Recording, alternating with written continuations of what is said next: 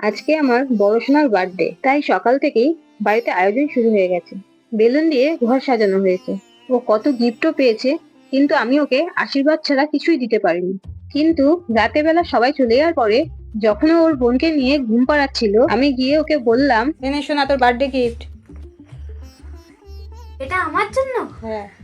क्या है ये गाइस, देखो ना गाइस। এটা কি? তোমার ভালো লাগেনি? এটা স্মার্ট ওয়াচের বাক্স। এটা কি বলি? এটা তোমার পছন্দ না? তোমার এটা কি? আমার এটা ভালোই লাগে না। দাদা থাম থাম থাম ফেলে দেবো। থাম থাম, এনে এনে এনে তোর আসল ঘুরি নে।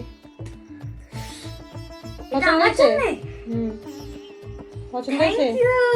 আই লাভ ইউ মা। ওর সাথে একটা ছোটখাটো প্র্যাঙ্ক করলাম। ও একটু রেগে গেছিল, কিন্তু আনন্দও পেয়েছিল খুব।